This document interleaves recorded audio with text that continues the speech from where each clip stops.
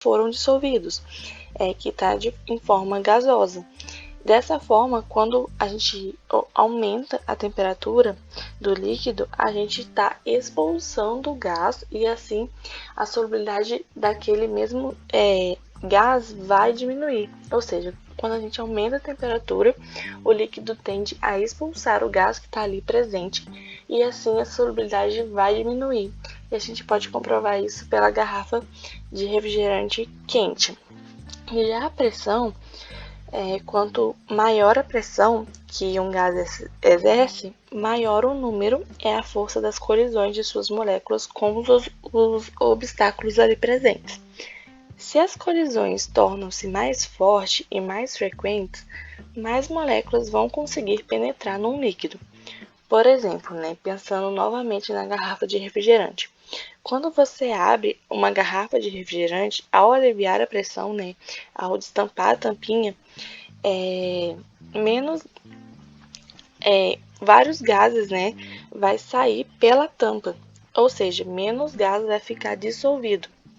Daí, imediatamente, aquele aparecimento de novo daquela camada de borbulhas no refrigerante. Ou seja, quando a gente aumenta a pressão sobre o gás, a gente vai estar, de certo modo, empurrando o gás para dentro daquele líquido, o que equivale a dizer que a solubilidade do gás vai aumentar. Porém, não é todo gás que vai agir desse jeito, não é todo gás que vai reagir com o líquido.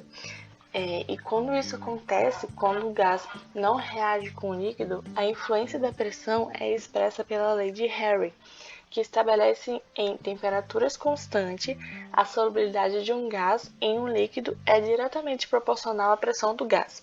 Ou seja, S é igual a K vezes P. A solubilidade é igual a uma constante vezes a pressão, onde K será uma constante de proporcionalidade que depende da natureza do gás e também do líquido, e também, lógico, da própria temperatura.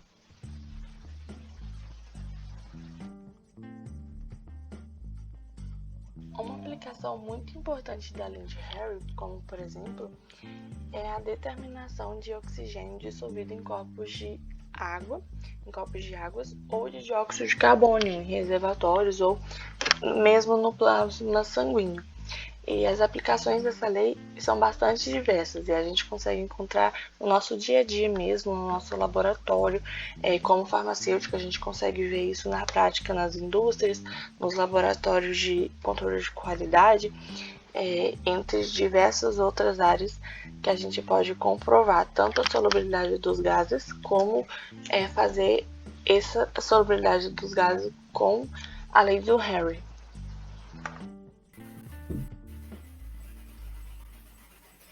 Bom, e para finalizar, eu acho interessante dizer que o curso de Ciências Farmacêuticas utiliza os gases e agentes voláteis em inúmeras áreas.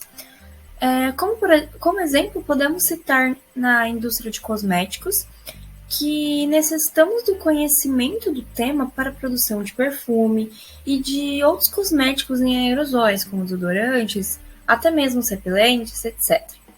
Já em hospital, os farmacêuticos utilizam anestésicos de inalação, não só no hospital, mas como também em laboratórios, a fim de anestesiar camundongos e afins.